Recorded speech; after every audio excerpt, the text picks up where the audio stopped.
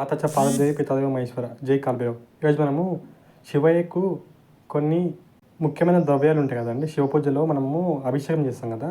అయితే ఆ అభిషేకంలో మనం ఏ ద్రవ్యాలని వాడితే దాని యొక్క ఉన్న పరమార్థం ఏమిటి, అలాగే తద్వారా ఆ ద్రవ్యాలని స్వామివారికి అర్పించడం వల్ల కలిగే ఫలితాలు ఏంటి తెలుసుకుందాం. మొదటిగా అన్నిటికంటే ముఖ్యమైన భస్మం అండి. అయితే భస్మాభిషేకం చేస్తారు కదండి, అంటే భస్మంతో అభిషేకం చేస్తాం కదా. అయితే మామూలుగా మనకి ఏం తెలుస్తుంది అంటే, ఏ వస్తువు అయినా సరే ప్రపంచంలో అగ్నిలో వేస్తే దాని యొక్క చివరి రూపం భస్మం. అంటే ఏది చేసినా చివరికి ఆ భస్మం రూపంలోనే మారిపోతుంది. అయితే ఈ భస్మానికి నాశనం ఉండదండి. ఎందుకంటే ఈ భస్మం అనేది శాశ్వతానికి చిహ్నం. ఏది వేసినా చివరికి భస్మమే అవుతుంది కాబట్టి ఆ భస్మం అనేది శాశ్వతానికి చిహ్నం. దీనికంటూ మళ్ళా నాశనం ఉండదు. ఇది అమరత్వం ఇంకా శాశ్వతానికి గుర్తు భస్మం. అయితే శివయ్యకు ఎన్నో ద్రవ్యాలు ఇష్టం. అయితే ఆయా ఉన్నప్పటికీ శివయ్యకు ముఖ్యంగా ఈ భస్మం అనేది చాలా ఇష్టమైన ప్రీతికరమైన ద్రవ్యం అండి. అయితే ఈ భస్మంతో అభిషేకం చేయడం వల్ల సుఖ సంతోషాలు కలుగుతాయి. భస్మం అనేది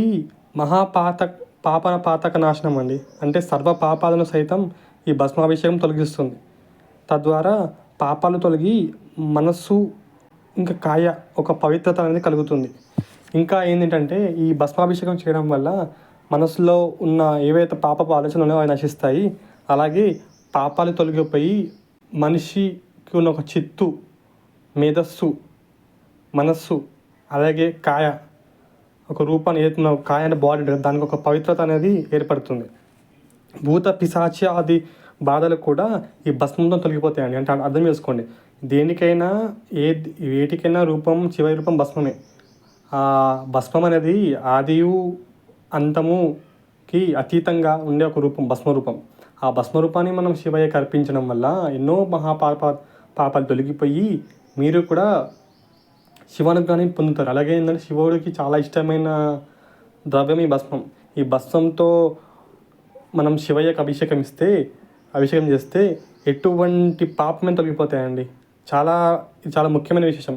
ఇంకోటి ఏంటంటే భూత పిశాచాది బాధలు కూడా ఈ భస్మాభిషేకంతోనే తొలగిపోతాయి. ఇంకోటి ఏంటంటే శివునికి అభిషేకించిన భస్మాన్ని ప్రతిరోజు నుడుతన ధరించడం వల్ల శుభ ఫలితాలు పొందుతారండి. మామూలుగా మనం భస్మంతో అభిషేకం చేస్తాం కదా, ఆ భస్మంతో అభిషేకం చేయడం వల్ల మహాపాపాలు నాశనం అవుతాయి. భూత పిశాచాది బాధలు కూడా తొలగిపోతాయి. ఇది ఇలాగే కాకుండా కూడా మనకి ఏవైతే భస్మం ఉంటుందో ఆ శివయ్యకు అభిషేకించిన భస్మంతో మనము నుడత మీద బొట్టు పెట్టుకుంటే సకల శుభ ఫలితాలు మనం పొందవచ్చు. ఎక్కడ పోయినా కూడా ఒక కార్యసిద్ధి అనేది మనకి జరుగుతుంది. ఇంకోటి ఏంటంటే భస్మాన్ని నీటిలో కలిపి కూడా అభిషేకించవచ్చు. దీన్ని భస్మోదకం అంటారు. అంటే మామూలుగా భస్మంతో 2 రకాలుగా మనము అభిషేకం చేస్తామండి. ఏంటంటే భస్మం ఏదైతుందో ఆ భస్మాన్ని మనము శివయ్య మీద పోస్తాం అనమాట. అది నీటిలో కాకుండా మనకి మామూలుగా భస్మం ఉంటుంది కదా, ఎలా ఉంటుంది మొత్తము పౌడర్ రూపంలో అని ఉంటుంది అన్నమాట, మొత్తం ఇలా ఉండి.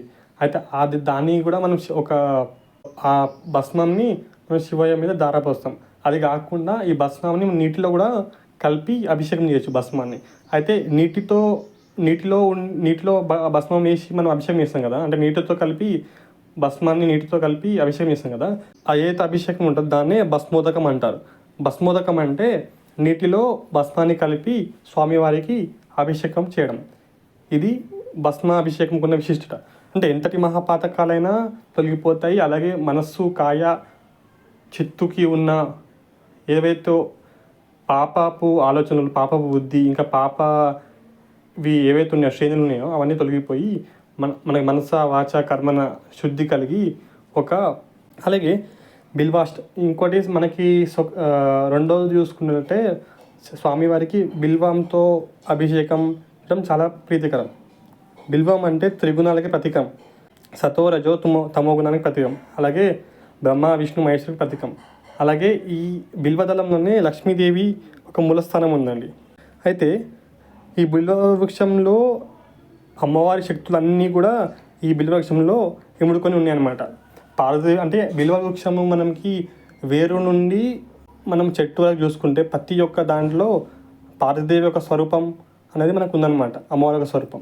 ఇదనే కాదు, అమ్మవారికి స్థానం బిల్వ వృక్షం. అలాగే ఏమిటంటే మనం బిల్వ వృక్షాన్ని స్వామివారికి అర్పిస్తున్నామంటే మనము అమ్మవారిని తలుచుకుంటూ స్వామివారిని అర్చించడం అన్నమాట. దానివల్ల ఏమవుతుందంటే శివపార్వతి ఇద్దరు అనుగ్రహం కలుగుతుంది.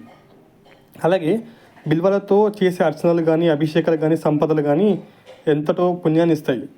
నీటిలో బిల్వపత్రాన్ని వేసి ఆ నీటిని లింగంపై అభిషేకించడం వల్ల సకల రుణబాధలు తగ్గుతాయి. అంటే మీకు ఏమైనా రుణబాధలు ఉన్నా కూడా ఈ నీటిలో బిల్వపత్రం వేసి స్వామివారికి సమర్పిస్తే సకల రుణబాధలు తొలగిపోతాయి. అంటే బిల్వపత్రానికి ఉన్న విశిష్టత ఇది. ఇంకోటి ఏంటంటే లక్ష్మీదేవి కూడా బిల్వ వృక్షంగా మారే మన శివయ్యకి స్తుతించిన తపస్సు చేసిందన్నమాట. విష్ణుమూర్తి కొరకు ఈ బిల్వ వృక్షంగా మారే శివయ్యకి తపస్సు చేసింది. అంటే విష్ణుమూర్తిని పొందడానికి లక్ష్మీదేవి బిల్వ వృక్షం ఒక ఆకారం దాల్చి శివయ్యకు తపస్సు చేసింది అనమాట. ఇంకోటి ఏంటంటే ప్రతి బిల్వ వృక్షంలో వేర్లు, తనువు, ఆకులు ప్రతి దాంట్లో పార్వతి, మహేశ్వరి అమ్మవారి ఒక స్వరూపాలు ఉన్నాయి. అందుకని మనం బిల్వ పత్రాన్ని సమర్పించడం వల్ల అమ్మవారిని మనము స్తుతిస్తూ అమ్మవారితో అర్పిస్తున్నట్టు దాని యొక్క పరమార్థం. దానివల్ల మనకి అమ్మవారి ఇంకా శివ ఇద్దరి అనుగ్రహం కలుగుతుంది. ఇంకా సకల రుణబాధలు ఈ బిల్వ అభిషేకంతో తొలగిపోతాయి. ఏవైతే బాధలు ఉన్నాయో, రుణ బాధలు ఉన్నాయో అని తీరుతాయి. ఇంకోటి ఇది ముఖ్యంగా దుర్వాభిషేకం అని. దుర్వ అంటే మనము గణపతి పూజలో దుర్వ అనే గడ్డిని వాడతాం కదా, అయితే దానితో కూడా శివ పూజకి చాలా ఫలితం ఉందండి. ఏంటంటే మనలో కలిగే చెడు ఆలోచనలు దూరం చేసేలా దుర్వాల ఒక ప్రాముఖ్యత ఉంది. అంటే దుర్వాని మనము చిత్తశుద్ధితో అర్పించడం వల్ల శివుడికి మనలో ఉన్న చెడు ఆలోచనలన్నీ తొలగిపోతాయి. అలాగే మనకి దుర్వాలను స్వామివారికి అర్పించడం వల్ల సంతానాన్ని మనకు అందుతుందని తెలుస్తుంది. అంటే మనం శాస్త్రం చూసుకున్నట్లయితే దుర్వా గడ్డి ఉంటుంది కదా, మనం గణపతి పూజ పడతాం. ఆ దుర్వా గడ్డిని మనం శివాభిషేకంలో శివుడికి అర్పించడం వల్ల సంతానంకి అదొక కారణం అవుతుందని తెలుస్తుంది. అంటే ఈ యొక్క దుర్వాభిషేకం వల్ల సంతాన ప్రాప్తి కలుగుతుంది. దుర్వాభిషేకంకి ఎంతో విశిష్టం ఉందండి. అంటే మామూలుగా ఏం తెలుసు అంటే గణపతి పూజలో దుర్వా గడ్డిని వాడతామని తెలుసు, కానీ అది అలా ఉండగానే మనకి శివయ్యకి శివరాత్రి నాడు కానీ, మామూలుగా ప్రదోషకాలంలో కానీ, ప్రదోష వ్రతం కానీ, లేకపోతే మనకి ప్రతి సోమవారం కానీ శివుడికి ప్రీతికరమైన ఏ రోజైనా సరే మనం శివయ్యని స్మరిస్తూ దుర్వా అనే గడ్డిని మనము స్వామివారికి అర్పించడం వల్ల, లేకపోతే నీటిలో దాన్ని ముంచి అభిషేకం చేయడం వల్ల సంతాన ప్రాప్తి కలుగుతుందండి. తద్వారా ఏమిటంటే ఆడవాళ్ళు కానీ ఎవరైనా సరే స్వామివారికి మనసులో కోరుకొని దుర్వా గడ్డితోని మనము శివలింగానికి అభిషేకం చేయడం వల్ల సంతాన ప్రాప్తి అనేది ఖచ్చితంగా కలుగుతుంది. మీరు కూడా స్వామివారిని మొక్కుకొని ఇది ఇలా చేయండి. అలాగే మనకి పంచామృతాలు ఉంటాయి కదా, పంచామృతాలు అంటే పాలు, పెరుగు, నెయ్యి, తేనె, చక్కెర, ఈ 5 కలిపి పంచామృతాలు అంటారండి. అయితే ఈ అమృతం ఇప్పుడు పాలు, పెరుగు, నెయ్యి, తేనె, పంచదార ఇవి 5 కూడా అమృతంతో సమానమని నాకు తెలుస్తుంది. అయితే ఈ పంచామృతాలు ఏవైతే ఉన్నాయో పాలు, పెరుగు, నెయ్యి, తేనె, పంచదార లేదా చక్కెర, ఈ 5 ద్రవ్యాలని విడివిడిగా లేదా కలిపి అభిషేకించడాన్ని పంచామృత అభిషేకం అంటారు. ఇలా అభిషేకించిన పంచామృతాలను తీర్థంగా స్వీకరించని వారికి అనేక వ్యాధులు తొలగుతాయి. అంటే పాలు, పెరుగు, తేనె, నెయ్యి, చక్కెర ఇవి పంచామృతాలు అంటాం కదండి. ఈ పంచామృతాలతో స్వామిగా అభిషేకించిన తర్వాత ఎవరైతే ఈ పంచామృతాలని స్వీకరిస్తారో వాళ్ళకి సకల రోగ వ్యాధులు తొలగిపోతాయి. అది పంచామృతాలకు ఉన్న విశిష్టత. అలాగే మనము ఇప్పుడు ఇంకోటి ముఖ్యమైన ఏంటంటే జలాభిషేకం. ఇది మనం సర్వసాధారణంగా అందరూ చేస్తాం. ఇది ఏంటంటే జలాభిషేకాన్ని శుద్ధోదక స్నానం అంటారు. శుద్ధోదక స్నానం అంటే మనము నీటితోని, అంటే పవిత్రమైన నీటితోని, గంగాజలంతోని మనం జలంతో చేసే అభిషేకాన్ని శుద్ధోదక స్నానం అంటారు.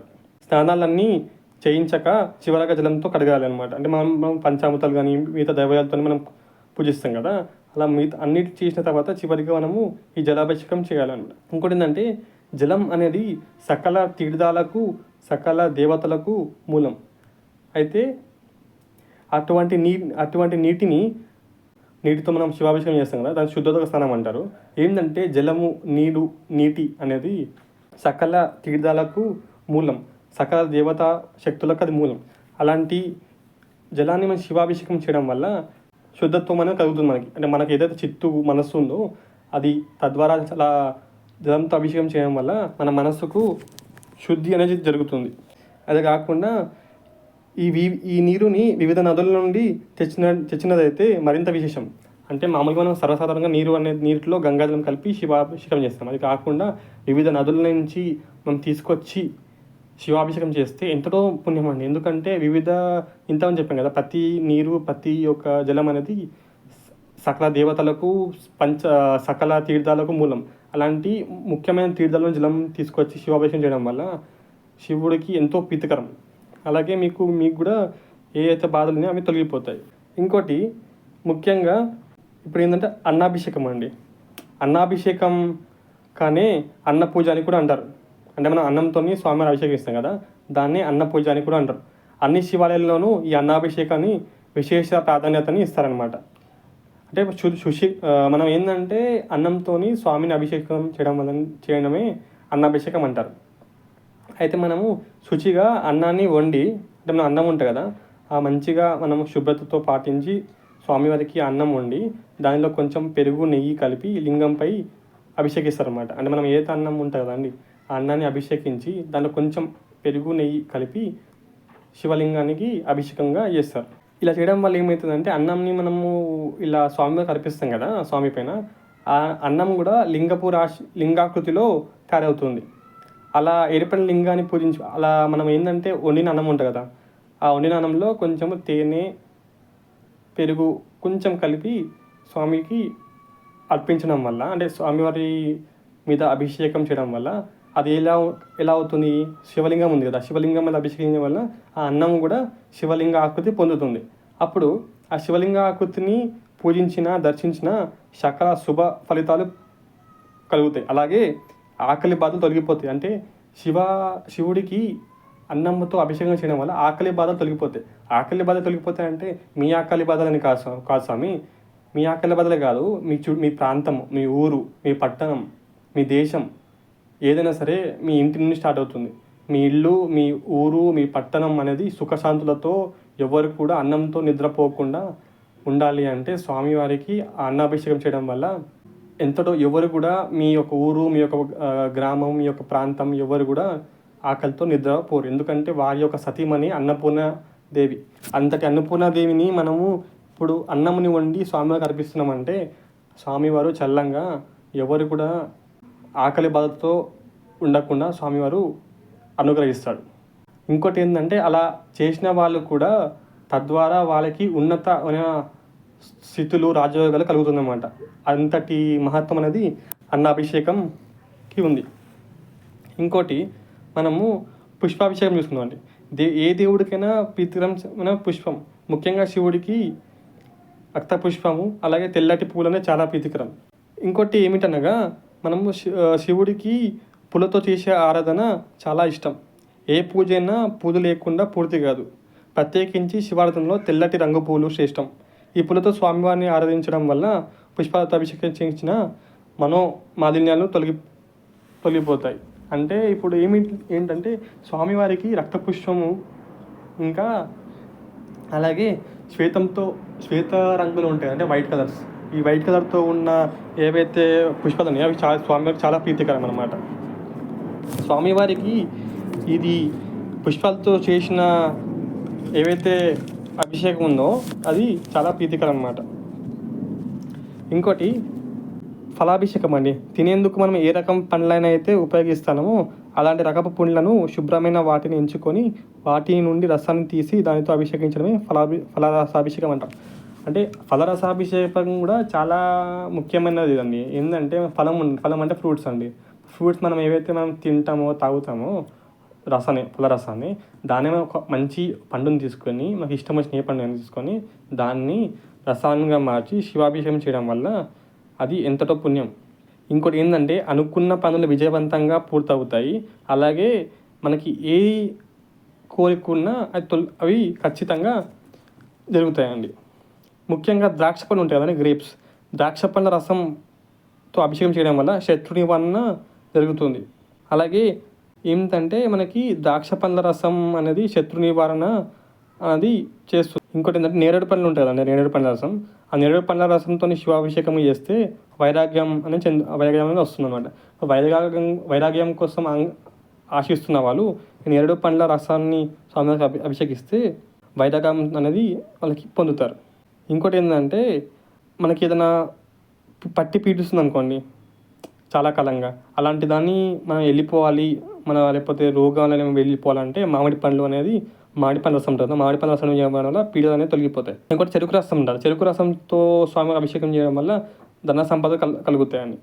అయితే అన్ని రకాలైన సంపదల కోసం కొబ్బరి నీళ్ళు వాడడం ద్వారా ఆయా ఫలితాలు పొందవచ్చు. అంటే మామూలుగా ఏంటంటే మనకి శత్రువులు చాలా అయిపోయినారండి. ఎలా అని అంటే శత్రువులు ఎక్కువగా ఉన్నారు, మీ సైడ్ నుంచి ఎటువంటి తప్పు లేదు, అయినా కూడా మీ మీద కుతంత్రాలతో ప్రజలు ఏదోదో చేస్తున్నారంటే మీరు శివుడికి గ్రేప్స్ ఉంటాయి కదా, ద్రాక్ష పండ్లు, ఆ ద్రాక్ష పండ్లతోని స్వామివారికి అభిషేకం చేయడం వల్ల శత్రు నివారణ జరుగుతుంది.